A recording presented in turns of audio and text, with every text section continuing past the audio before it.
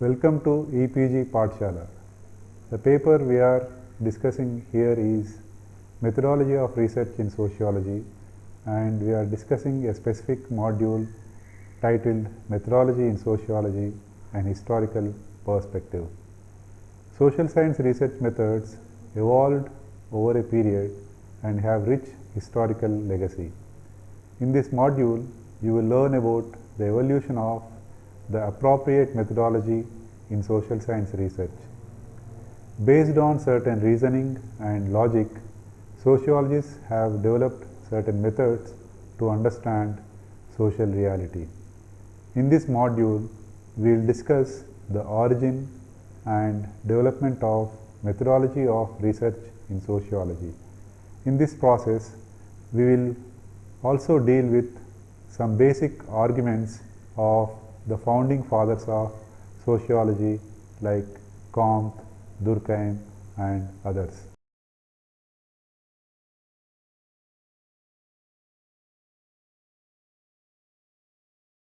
Sociology originated in the intellectual ferment of Enlightenment in 18th century Europe.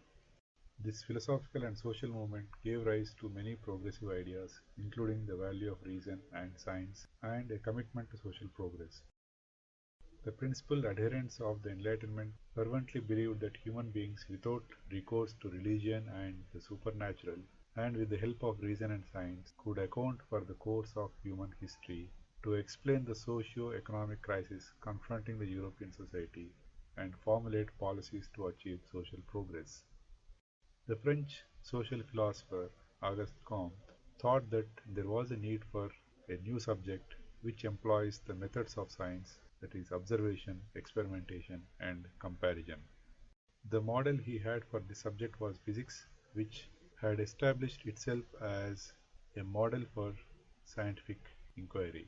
Comte, in fact, initially called the new subject as social physics, but on realizing that the phrase social physics had already been used by a Belgian statistician, Adolphe Quetelet, he invented a new term, sociology, which has two stems, the Latin socius and the Greek logos. Though the term sociology dates from the correspondence of Comte in 1824, it acquired wider public use with the publication of his Cours de philosophie positive. It was through the English philosopher and political economist John Stuart Mill that Comte came to be known to the English-speaking world first. It was Comte who introduced the term positivism into sociology. Positivism lays emphasis on measurement and quantification. It also tended to offer explanations in terms of social structure rather than by reference to human intentions and motives. Comte's conviction was shared by his English counterpart Herbert Spencer. Although Comte visualized the need for and the possibility of sociology as a positive social science, he did not himself apply the positivist methodology to the study of social reality. His vision and aspirations were realized by his compatriot Durkheim, who consistently applied the principles of positivist methodology to the study of human society. Thus, Durkheim can be considered as the first empirical sociologist. Durkheim wrote what is perhaps the first major exposition on research methodology in sociology. His work, The Rules of Sociological Method, is well known and is regarded as a classic. But equally important from the methodological viewpoint are his three seminal empirical works in the positivist tradition, namely The Division of Labor in Society, Suicide, a Study in Sociology, and The Elementary Forms of Religious Life.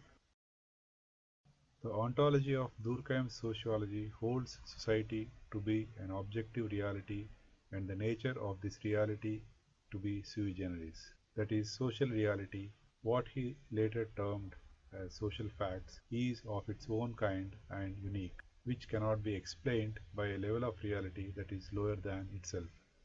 Durkheim elucidates this by outlining four orders or levels of reality in terms of increasing levels of complexity and interdependence of elements in the following order. They are physical, that is inorganic, biological, that is organic, psychological, that is individual consciousness, and social collective conscience and collective representations. Durkheim elucidated the objective nature of social reality in answering the questions like what is a social fact. He clarified that social fact does not mean any fact having to do with society, as understood in common parlance. He defined social fact in the first chapter of his book The Rules of Sociological Method as every way of acting, fixed or not, capable of exercising on the individual an external constraint, or again every way of acting which is general throughout a given society while at the same time existing in its own right independent of its individual manifestations. The epistemology of Durkheim's sociology derives from its ontology. Since social reality is objective, it can be studied objectively. This is called empiricism. And since social reality is sui generis, it must be explained only reference to other social reality, not reference to lower orders of reality, that is physical, biological or psychological. This is called sociologism. Non-sociological explanation of social reality results in the fallacy of reductionism.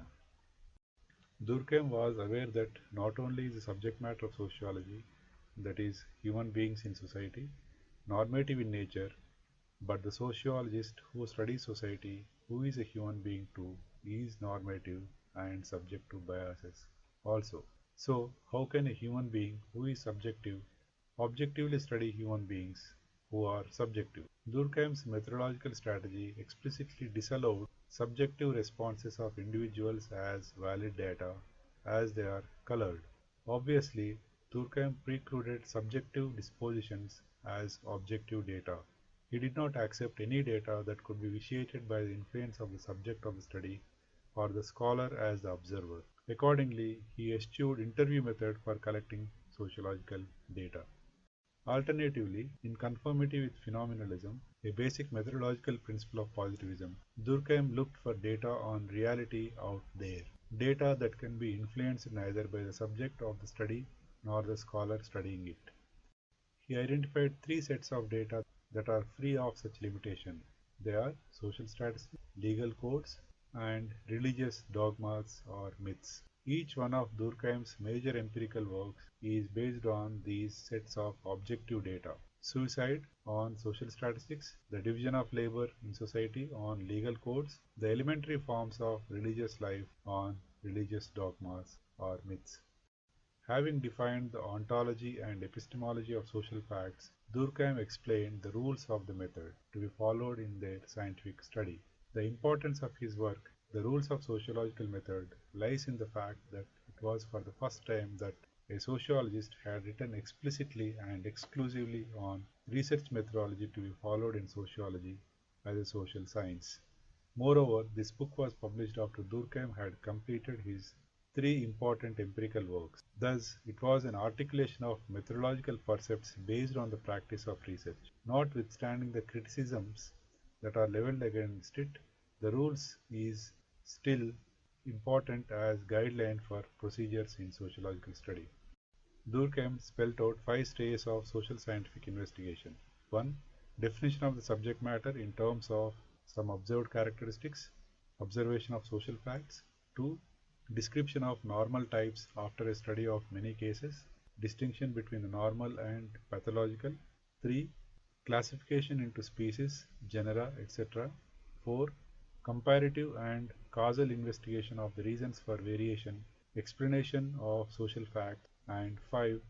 To attempt to discover any general laws that might emerge in the course of these various stages, that is, establishment of sociological proof. Radcliffe Brown. The early development of anthropology, especially social anthropology in England, was indelibly influenced by positivism and the methodological insights of Durkheim. Durkheim's ontology emphasized the importance of collectivities and institutions. Where could one observe human beings in interaction with one another under stable conditions, uninfluenced by external forces? The answer was inevitably in tribes, island societies, and isolated and remote villages whose societies and cultures thus became social laboratories. Radcliffe Brown's search for elementary forms of religion, that is, the most primitive and simple religion which is actually known, led him to the Australian Aborigines He firmly believed that studying such societies not only should aid us in disengaging their constituent elements but also would facilitate their explanation. Interestingly, the early concept of community was defined as a group of people living in a boundary who shared a we feeling. Community, so viewed, was a concrete entity, not an abstraction or virtual reality that it is now. The isolated and generally insulated communities had several characteristics that were helpful in understanding society and culture. The communities were small in size and lived in compact groups. They were well integrated and cohesive, and they were stable and without change. For many of them, time was not meaningful in the chronological or linear sense, and reckoned time in cyclical terms. Such small and stable communities could be directly observed. Observation of objective reality was a scientific method. This anthropological project, with methodological propositions deriving from positivist inspiration, is well enunciated in Ratcliffe Brown's classic work, that is, which is titled as The Natural Science of Society. At the theoretical level, the related concepts of structure and function implied in Durkheim's sociology were explicitly delineated by Ratcliffe Brown and extended by other anthropologists. The concept of function was further analyzed by Polish British anthropologist Bronislaw Malinowski. However, the sustained and deeper engagement of anthropologists with isolated and insulated communities gradually took their methodological orientation away from what Durkheimian positivism prescribed. A key development was studying the community in its existential context, what came to be known in social research as ethnography. The emphasis on holistic understanding in ethnography was in marked contrast to the idea of atomism, which is an important epistemological principle of positivism. An essential component of ethnography was the idea of fieldwork, which involved an extended engagement with the communities, immersion in the life world of the community that is studied. Participant observation emerged as a sine qua non. Participant observation emerged on the lines of ethnography. Over the decades, several methodological innovations have enriched anthropological research and social research. These innovations are today discussed under the rubric qualitative approach. Furthermore, the role of the anthropologist began acquiring new dimensions. Max Weber. The first major step to consciously move away from the positivist tradition was taken by the German philosopher Wilhelm Dilthey, who introduced the idea of hermeneutics and versed him into the philosophy of social sciences. The epistemological thrust of hermeneutics was that human action as an expression of lived experience requires a special method of analysis, that is, interpretation. The interpretation of the action can take place through two modes. One, focusing on the relation of the creator of an act, book, or picture to the interpreter putting himself or herself in the position of the creator to understand the latter's act. The presumption here is that both the creator and the interpreter share a common humanity, that is, both are expressions of the same spirit. 2. The individuals, both the creator and the interpreter, are disregarded, and human action is interpreted in relation to a wider context which gives it meaning. For example, a painting can be understood by reference to the outlook or worldview of the society in which it is produced. Similarly, an analyst can construct such a worldview out of its individual manifestation. The circular relation is called the hermeneutic circle. Dilthey's ideas were developed and extended by his compatriot socialist Max Weber, who laid the foundation for an alternative to the positivist approach to the study of social reality. Weber reflected on the methodological issues in the social sciences. His emphasis on understanding and the issues involved in it was a major contribution to the methodology of social science. Weber defined sociology as a science which attempts the interpretative understanding of social action in order thereby to arrive at a causal explanation of its cause and effects. His reference to causal explanation may appear to reveal the positivist streak in his thinking, but by shifting the analytical focus on the individual actor, Weber differed from his predecessors, that is Spencer, Marx, Durkheim, whose sociology was based on social structural terms. Even when Weber conceptualized collectivities, it was in terms of social behavior rather than social structure. Weber insists that in order to explain an action, we must interpret it in terms of its subjectively intended meaning, something quite distinct from its objectively valid meaning. That is, explanation of an individual's action in terms of A. The consequences he or she intended to have, his or her purpose, rather than in terms of B. Its actual effects. Worst hen as a method involves grasping the end, that is, how the actor perceives that it can be achieved, by asking the individual or by inferring it by generalizing from our previous knowledge of behavior in society, or both. Here lies the epistemological foundation of interview as a method of data collection, a method in which the responses of the participants in the study to the questions framed by the researcher yields data for understanding the social reality and even generalizing about it. This method has several techniques depending upon the background of the respondents, the size and spread of the sample, and the purpose of research: questionnaire, structured, semi-structured interview schedule, unstructured interview guide, or checklist, etc. The work "The Protestant Ethic and the Spirit of Capitalism" reveals Weber's interest in generalizations, notwithstanding his explicit emphasis on understanding. Weber's ontological assumption was that the behavior of human beings is intelligible in the context of their general conception of existence. Since religious dogmas are an integral part of their worldview, they can render the behavior of individuals intelligible. In fact, Weber went on to argue that religious conceptions are actually determinant of economic behavior and consequently one of the causes of economic change. Methodologically, the Protestant ethic and the spirit of capitalism is important as it exemplified the unity of ideal types for measuring and comparing real-life action for arriving at generalizations. According to Weber, the ideal typical concept helps to develop our skill in imputation in research. It is no hypothesis, but it offers guidance to the construction of hypotheses. It is not a description of reality, but it aims to give unambiguous means of expression to such description. Moreover, in its conceptual purity, ideal type cannot be found empirically anywhere in reality, but is arrived at by the analytical accentuation of certain elements of reality. It is a utopia. Most varied criteria may be used in the construction of an ideal type depending upon researcher's purpose, point of view, values, etc. Incidentally, ideal type does not refer to moral ideals or that ought to be. The Protestant ethic and the spirit of capitalism is also important methodologically, as validation of its conclusions warranted the use of the method of difference, besides the method of agreement. He relied on comparative method as the alternative way of adducing logical proof, as experimentation has as its basis comparison between the control group and the experimental group, and before and after. This led Weber to undertake a series of historical comparative studies of religion, that is, ancient Judaism, Confucianism and Taoism, Hinduism and Buddhism. Karl Marx, the multifaceted German scholar, revolutionary, and prophet of communism, contributed significantly to the methodology of social research. He was primarily concerned with the origin and development, structure and functioning, and diagnosis and prognosis.